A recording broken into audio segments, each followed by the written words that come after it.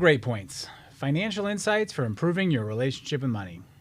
I'm Matt Schroeder, certified financial planner and director of financial planning at Great Point Wealth Advisors, a fee-only registered investment advisory firm with offices in Boston and Danvers, Massachusetts. By now, you should know who my guest is. Welcome, Brandon. Glad you could be here again. Hi, Matt. Thanks for having me. Excellent. So today we're going to be talking a little bit about, in the holiday season, we're going to be talking about the season of giving.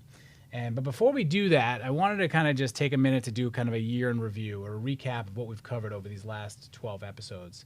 Because as we were talking offline, the things we talk about today are not one-off events. These are financial habits and financial lessons that can continue to be revisited and can apply over years to come. So just to give it, if this is the first time you've seen this episode or first time listening, if you go back at the beginning of each month, you can find these episodes and kind of read them, listen to them at your own timeline or apply them as needed. But we kind of started the year off with talking about your credit score and understanding what a credit report is and how to interpret all the facts and how important that is to understand that as a basis to your overall financial readiness and financial planning. Then we moved on to cash flow, so understanding debt management and how to pay the bills and how to know what's coming in versus what's going out, and kind of some tips and tricks that can apply to you based on where you are in your financial readiness. March we turned to taxes, looking ahead to the April 15th tax deadline, so just making sure that you were aware of what taxes were, how they worked, and some things you could start to maybe take ownership of as you grow in your financial future. In April, we did an episode on kind of looking ahead to your summer budget, and we also did a similar episode in November thinking about the holiday budget, because there's two times when people tend to overspend, and usually it's in the summertime as well as in the holidays. So by looking a month or two in advance, you can kind of start to prepare about what might be some big ticket items and how you can manage around those. In May, we did an investment review. So, even if you're only, getting started and you have a few $1,000s invested, you want to have some basic habits around, understanding what you're investing in and how to maybe do some ongoing reviews. In June, we talked a lot about professional networking, how that is an asset of yours and how you can continue to invest in yourself and build that asset. In the summertime, the July episodes, we talked about some good reads. So both financial and non-financial that can help sharpen the saw and keep you, becoming a lifelong learner. In August, we talked about goals review, and that might be one you might want to circle back to. So if you did any notes and took some, what your goals were for last year, maybe bring those back out and see how you're going to finish the year and maybe start setting up 2024 to be another banner year. In September, we talked a little bit about job changes. So if you're thinking about or contemplating a job change, all the things you have to think about and how to be proactive in that world. October, maybe not our most popular, but we talked about insurance. Things that you can't afford to lose and things you have to make sure you have covered. And then last month, we talked a little bit about, I take that back. Last month, we talked about the budgeting again. So that was coming back to our April and November episodes. So, as we talked about over time, time and time again, there's not a perfect plan for everybody. There's not must-dos.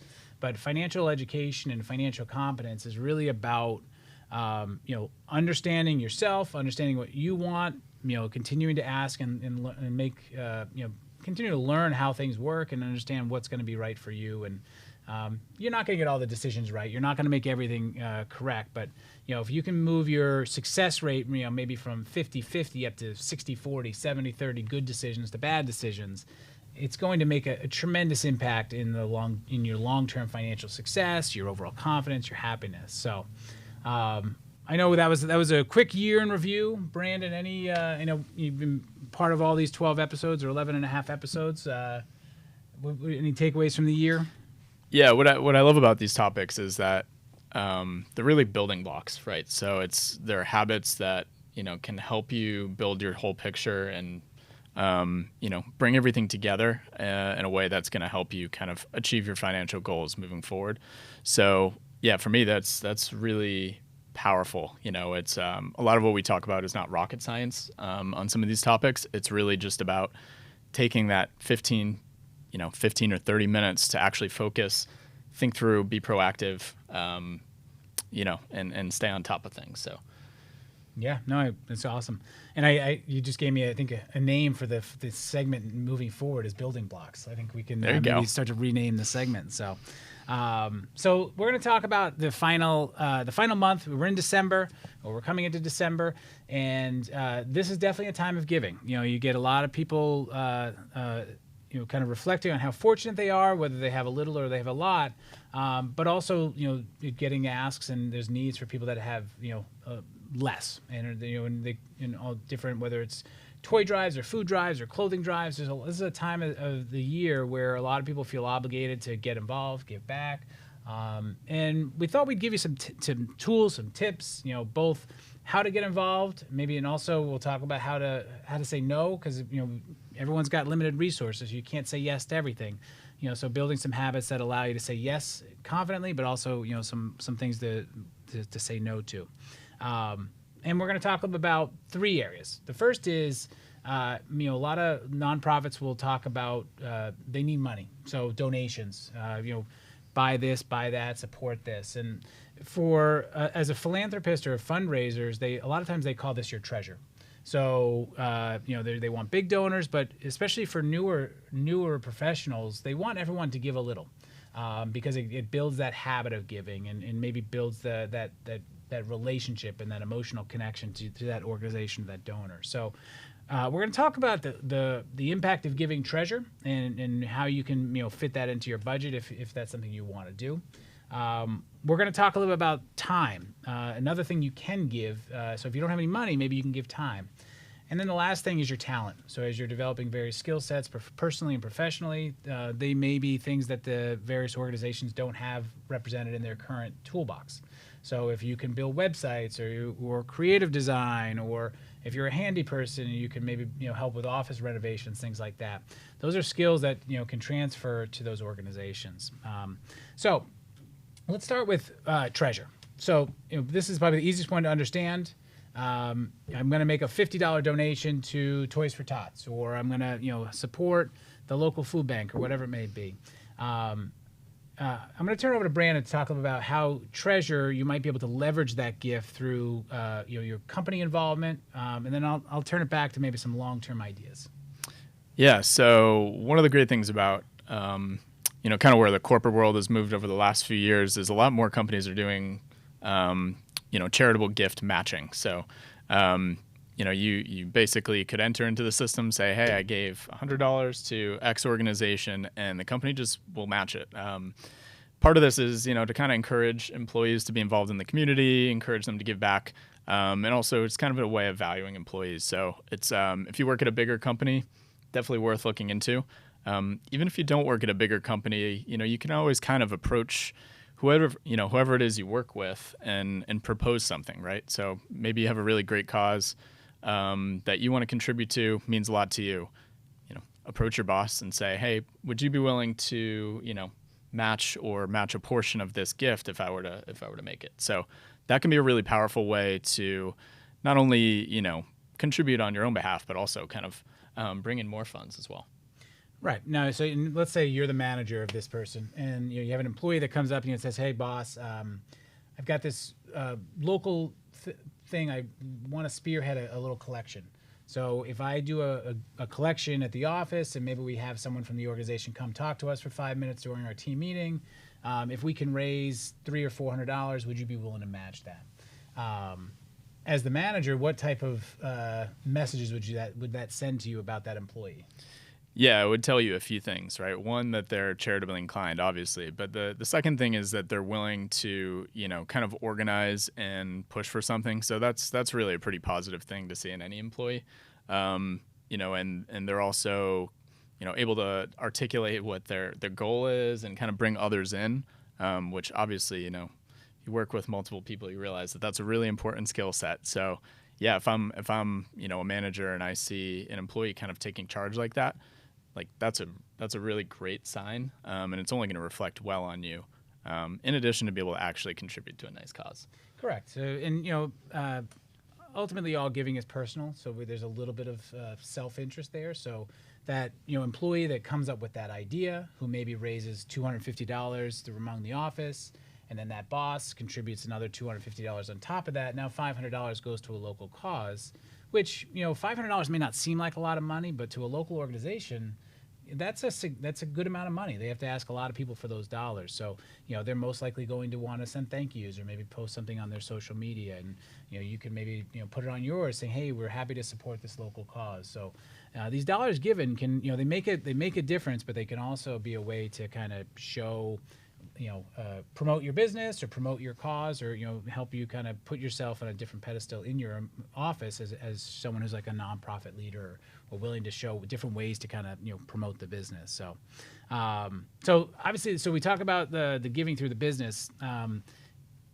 One things I always talk about with clients is, if you have time on your side, almost anything is possible. So if you say, hey, I want to give away $1 million tomorrow, and you're a 23-year-old with a base pay of $50,000, that's not possible. There's no money unless you're going to go rob a bank to give it to charity. But it's not.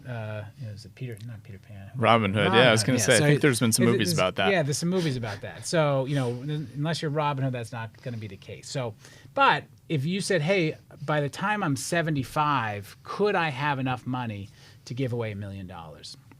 And, so now we've got 50 years on our time, and we've talked about this in savings and investing, the idea of compounding interest and systematic savings. So I did a little numerical example. And if you are 22 years old and you take $100 a year and you put it in an account and you just let that grow, and every single year you add and you increase how much you put into it by $100. So year one, you put $100. Year two, you put in $200 more. So at the end of year two, you have $300 plus the gains.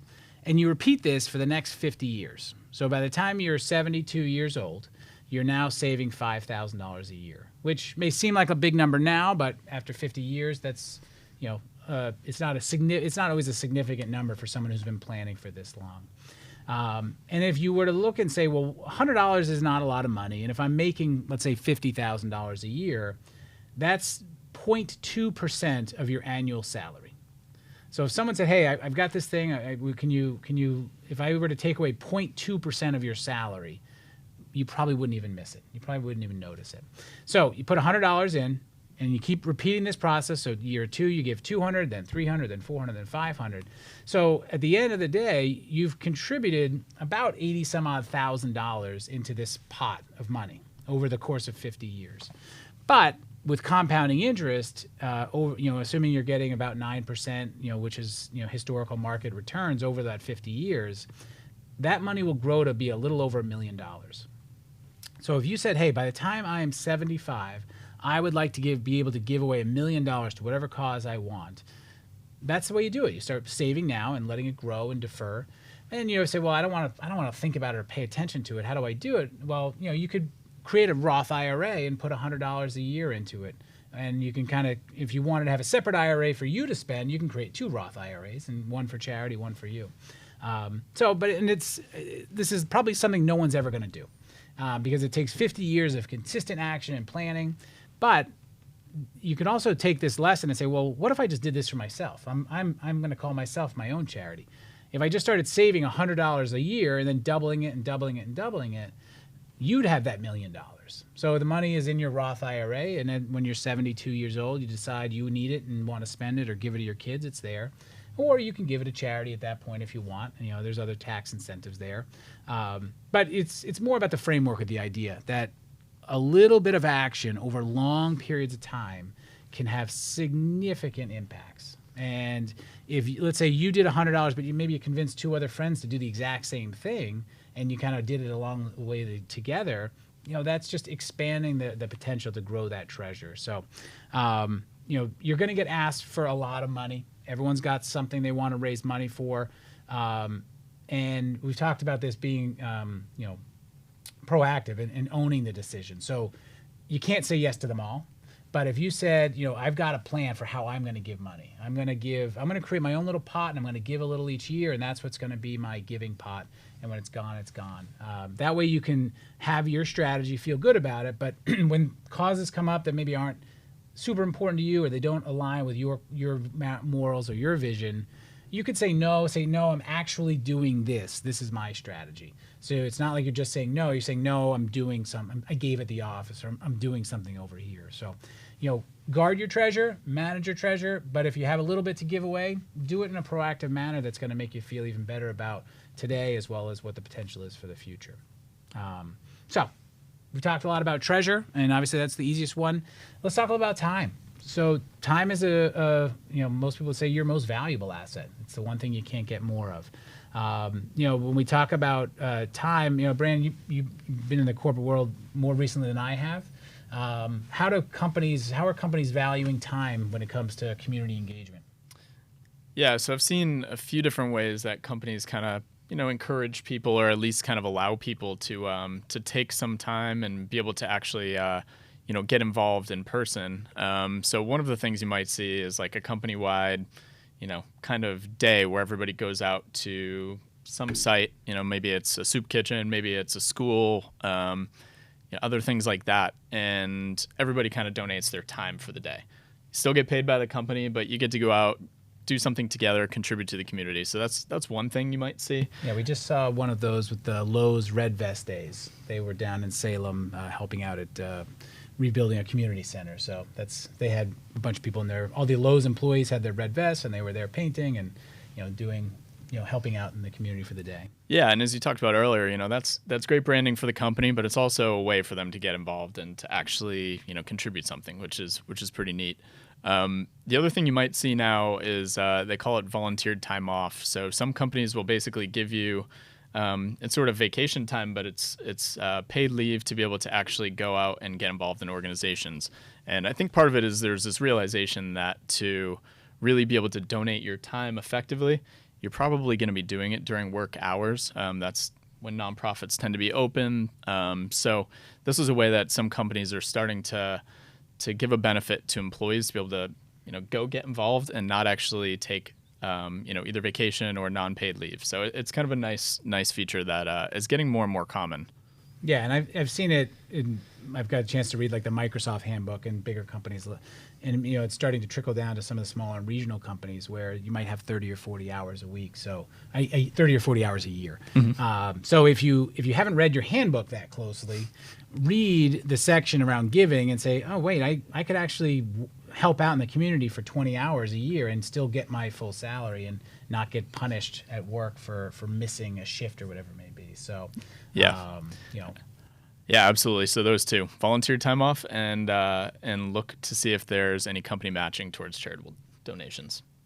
And you can kind of use the same concept around the treasure is if you're a small company and they don't have that benefit, you might be able to spearhead, say, hey, we're going to do one afternoon and do Habitat for Humanity, or let's get a few of us and go clean up a local park. And if the boss is like, yeah, that's great, I think I'd love to support that, and it's going to create better morale for the team and maybe some employee retention, and you'll still get your half-day pay or whatever it is. I think that's employers are realizing that if they want people to do good in the community, as much as they should do it out of the goodness of their heart, they have bills to pay. So if you ask them to volunteer later after work for free, attendance tended to fall, which everyone's got priorities and they have things that they have to take care of. So, but understanding your time is an asset. So same idea. Someone says, "Hey, would you give us $100 to buy this raffle ticket or come play in our golf outing?" You might say, "Well, I can't afford to give that right now." But what I can do, let's use a golf outing, for example. I can't afford to spend $250 to play golf and take a day off work. But what I can do is I could show up, for an hour beforehand and help organize the gift bags or the golf carts, or I can, do thank you notes the night after, to kind of, give some time as opposed to giving some money. Once again, we talked a little about how to say yes, but also how to say no. The biggest challenge, and I've talked to some nonprofits about this, is that if you're a younger professional and you show the slightest interest in any cause, and you show up to a meeting and say, I'm here to help, they will give you a ton to do. But then they'll also keep asking you for more and more time. And it's because most groups they're strapped. They're trying to do more than they have resources for. So if anyone shows any inkling, they'll take it all. But sometimes what happens is they start asking for too much, and then they scare away that person, and that person goes away and stops helping out.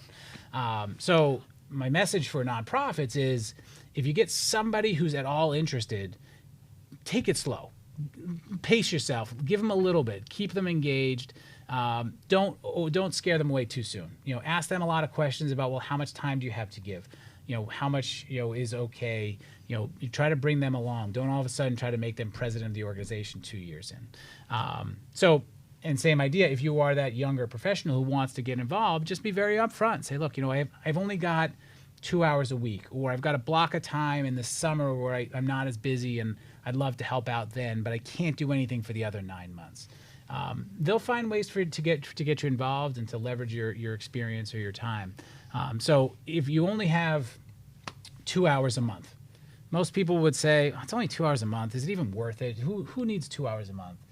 The answer is yes, it's worth it. If you could just get in the habit of, doing a little bit, once again, a little bit of effort over a long period of time can change things significantly. So if you have a little bit of time, or if you can carve out just 1 or 2 hours a month, give it a shot. Like I said, defend your other times. So don't give 20 hours, just give your 2. And maybe you talk 2 or 3 friends into giving 2 as well, and you're leveraging that experience. So we've talked about treasure, we've talked about time, and the last one is talent. And I've mentioned this earlier.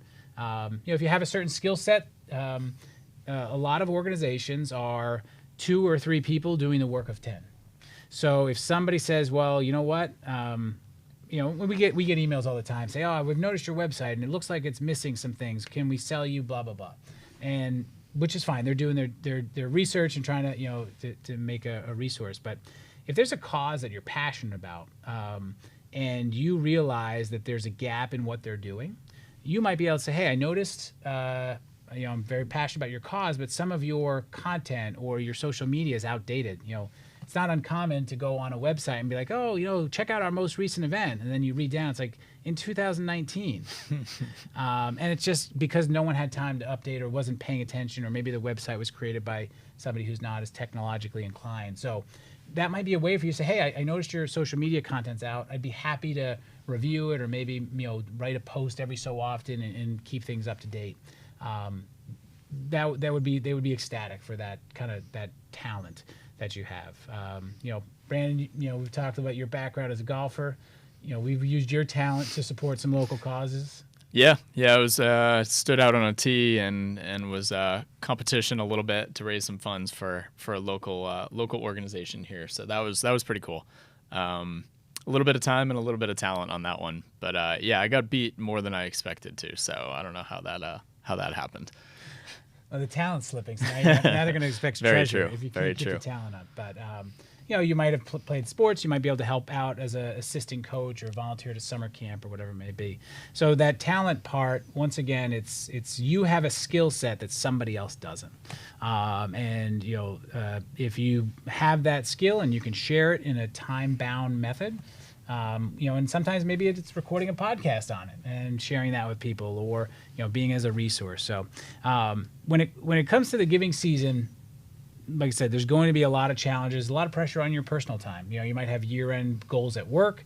You've got family commitments. You're trying, to see friends. All these things going on, and then also everyone's asking you to show up to this party and come to this event and donate to this and that, and it just seems like you get pulled in a lot of different ways.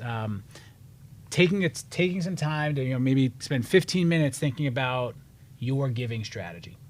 Am I giving time? Am I giving talent? Am I giving treasure? And in what mixtures?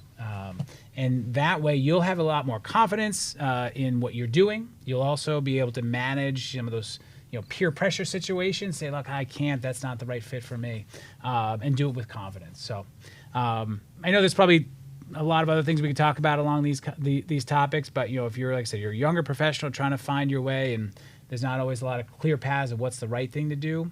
It's just taking a little bit of time to think through it, and maybe have this dialogue with friends as well, see what they're thinking, to kind of arrive at the right path for you.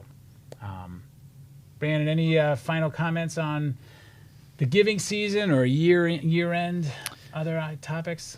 No, I just want to emphasize a little bit, that that setting expectations up front is going to help you out quite a bit. And having that goal in your own mind about what you want to give, whether that's time, talent, or your treasure. But I'll quickly leave you with a story. I've been given to my alma mater since I graduated, and this was actually pretty successful for me. But they used to call, I don't know, probably 3 times a month or something like that. So, it's really nice that they're interested. But, that was a little more than I needed to hear from them. So I ultimately asked them, basically just call me in June. It's when I give. I'm going to give this amount. These are the 2 things that I'm going to give towards. And sure enough, the calls actually stopped, which was great. I still continued giving, which was what I really wanted to do, but didn't have to answer calls all day. So a little bit of setting expectations can kind of help you. And for the most part, people are understanding as long as you're clear up front what's reasonable. Right. Yeah. That's a great story, because a lot of other people would have just stopped giving and blocked the calls. But yeah, you checked your emotions, you managed Yep. it effectively, and ultimately you supported the cause you wanted, but did it in a time effective manner. So it's a perfect way to wrap it up. Hopefully everyone has a wonderful holiday season, a great new year, and if this is your first episode, check out some of the past ones so that you set yourself up for 2024 with a great start to improving your overall relationship with money. Thanks again. Now, I hope you can apply some of what you heard today to improve your relationship with money. And thanks again for listening. Until next time, on Great Points with Matt Schroeder. Great Points is hosted by Matt Schroeder. Great Point Wealth Advisors is a registered investment advisory firm regulated by the Securities and Exchange Commission in accordance and compliance with the securities laws and regulations. Great Point Wealth Advisors does not render or offer to render personalized investment or tax advice through Great Points. The information provided is for informational purposes only and does not constitute financial, tax, investment, or legal advice.